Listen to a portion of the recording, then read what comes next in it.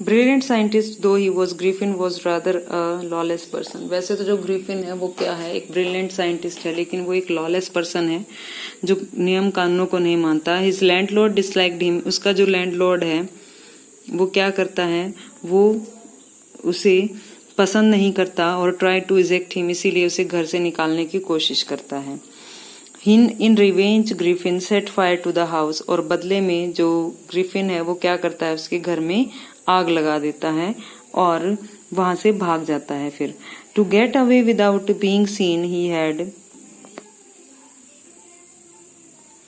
तो बिन अपने आप को बचाए रखने के लिए, वो किसी को दिखाई ना दे, तो इसलिए वो क्या कर रहा होता है वहां पे, उसने क्या किया, अपने टू रिमूव हिज क्लोथ्स, अपने कपड़े उतार देता है, क्योंकि उसकी बॉडी ट्रांसपेरेंट है, अगर कपड़े पहने रखेगा तो वो दिखाई देगा। Without money and quite invisible, बिना पैसों के और बिल्कुल अभी वो क्या है, इनविजिबल है, होमलेस है, वॉन्डरर है और बिना कपड़ों के है। फिर कहता है until he happen to step in some mud, और जब ये सब कुछ हो रहा होता है तो उसी टाइम पे वो कीचड़ में सन जाता है। Left footprints as he walked, तो और पीछे अपने पैरों के निशान छोड़ते जाता है। जैसे कि हमने अभी स्टार्टिंग में पढ़ा था ना, वो तो दोनों लड़कों को वो किस टाइम दिखाई देता है, जब वो अपने जो किराया, उसका जो मकान मालिक है उसके घर में जब वो आग लगा करके भागता है तब वो उसे दिखाई देते हैं। He escaped easily enough from the boys who followed his footprints in London. तो he escaped easily enough. तो यहाँ पे वो क्या कहता है कि वो अपने आप को आसानी से उन लड़कों से बचा सकता था जो उसके पैरों के निशानों को फॉलो कर रहे थे। But his adventures were by, लेकिन उसके जोखिम यहीं पर खत्म नहीं हो जाते। By no means over. He had chosen a bad time of the year to wander about London without clothes. उसने जो ये इधर लंदन में जो घूमने का उसने टाइम डिसाइड किया और वो भी बिना कपड़ों के, वो गलत था, क्योंकि इट वॉज मिड विंटर, ये विंटर का मिड था, यानी कि बहुत ज्यादा ठंड थी उस टाइम पर। The air was bitterly cold and he could not do without clothes, और जो हवा थी वो बहुत ज्यादा ठंडी थी और वो बिना कपड़ों के नहीं रह सकता था। Instead of walking about the street he decide to slip into a big London store for warmth. इसीलिए उसने क्या डिसाइड किया कि वो वहां पर एक बड़ा सा लंदन स्टोर था, तो उसमें उसने जाने के लिए डिसाइड किया ताकि वो अपने शरीर को गर्म रख सके। Closing time arrived and as soon as the doors were shut Griffin was able to give himself the pleasure of clothing and feeding himself without regard to expense. तो क्लोजिंग टाइम था और जितना जल्दी, जैसे ही दरवाजा बंद हुआ वैसे ही shut Griffin was able to give himself, अभी अपने आप को वो कपड़े पहना सकता था, तो कपड़ों का सुख वो दे सकता था, यानी कि अपने शरीर को गर्मी दे सकता था। Pleasure of clothing and feeding himself without regard to expense, और बिना कोई खर्चा किए वो खा भी सकता था। He broke open boxes and rappers and fitted himself out with warm clothes. तो उसने क्या किया, वो जो बॉक्स वहां खुले हुए रखे थे उनको तोड़ दिया एंड उनके रैपर्स उसने हटाए और जो कपड़े उसे फिट आ रहे थे वो कपड़े उसने पहन लिए, वार्म क्लॉथ्स उसने पहने। सून विद शूज, और जल्दी ही उसने जूते एंड ओवरकोट, एक जो ओवरकोट होता है वो उसने पहना, and a wide brimmed hat. Brimmed hat कैसा होता है, यू कैन सी हेयर, ये जो इसके चारों तरफ ये आपको एक किनारी दिखाई दे रही है जो ये एज बना हुआ है, तो इस वजह से इसको क्या बोलते हैं, brimmed hat. He became fully dressed and visible person, अब वो पूरी तरह से सारे कपड़े उसने पहन लिए तो वो विजिबल पर्सन दिखाई दे रहा था।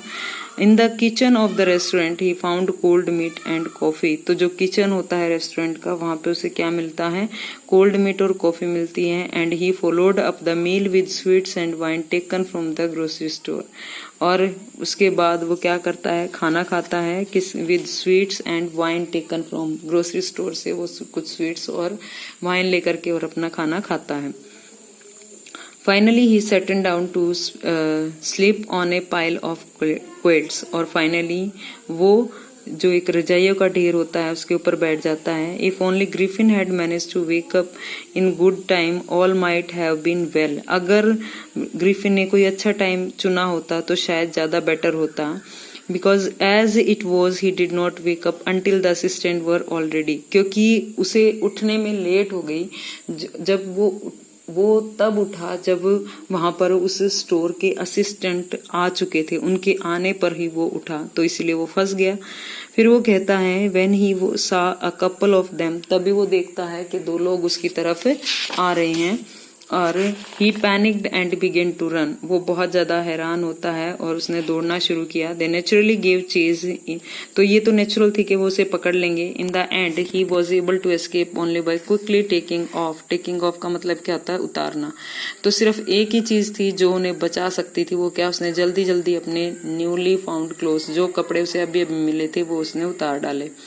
सो once more he found himself invisible, तो इस तरह से वो एक बार फिर से इनविजिबल हो जाता है। But naked the chill January air, और फिर से अनकवर्ड, नंगा वो घूम रहा होता है जनवरी की ठंड में। This time he decided to try the stock of a theoretical company, तो अब की बार उसने डिसाइड किया कि अपना जो स्टॉक है, अपनी जो चीजें है, वो कहाँ से लेगा, कहाँ से अपना अरेंजमेंट करेगा? थियोरेटिकल कंपनी से। जो थिएटर वगैरह करने वाले जो ग्रुप होते हैं, जो नाटक वगैरह करते हैं, उनको बोलते हैं। In the hope of finding not only clothes but also something that would hide the empty space above his soldier, तो क्या कहता है? सिर्फ इस उम्मीद में कि फाइंडिंग नॉट ओनली क्लोथ्स, वहां सिर्फ उसे कपड़े ही नहीं मिलेंगे बल्कि कुछ और भी मिल सकता है, क्योंकि उसके कंधों से ऊपर का जो हिस्सा है कपड़े पहनने के बाद वो दिखाई नहीं देता, तो वो हेडलेस दिखाई देता है, तो उसे उसके लिए भी वहां पे कुछ मिल जाएगा, ऐसा उसने सोचा। नेक्स्ट कहता है कि शिवरिंग विद कोल्ड, ठंड के मारे कांपता हुआ, he hurried to Drury Lane, वो कहाँ पहुंचता है जल्दी से? ड्रेरी लेन में। The centre of the theatre world, जो कि थिएटर वर्ल्ड का सेंटर था। As soon found a suitable shop, और जैसे ही उसे कोई सुटेबल शॉप दिखाई दी, ही मेड हिज वे, उसने अपना रास्ता बनाया, invisible upstair and came out a little letter wearing bandage, तो वो क्या है? इनविजिबल था ही वो, तो किसी को दिख नहीं रहा था। सीढ़ियों से ऊपर गया, और ऊपर जाने के बाद उसने क्या किया कि came out a little letter wearing, और थोड़ी देर बाद आता है कुछ पहन करके। क्या उसने पहना हुआ है? बैंडेज राउंड हिज फोरहेड, माथे के चारों ओर उसने पट्टी बांध रखी है, और डार्क ग्लासेस, डार्क कलर के उसने चश्मे पहन रखे हैं। और फिर कहता है फॉल्स नोजेस, एक नकली नाक उसने लगाया, बिग बुशी साइड विस्कर, और साइड की घनी घनी बड़ी बड़ी मूछें उसने लगा रखी है, एंड अ लार्ज हैट, और एक बड़ा सा हैट उसने पहन रखा है।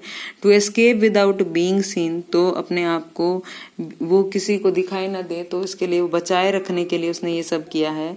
ही कॉलेसली अटैक्ड, कॉलेसली होता है हार्डली, यानी कि बिना कोई दया वगैरह दिखाए, तो वो अटैक करता है शॉपकीपर पर पीछे से। After which he robbed him all the money he find him, ताकि जो पैसे उस शॉपकीपर के पास है उन सब पैसों को वो लूट सके। Here our part 1 is complete.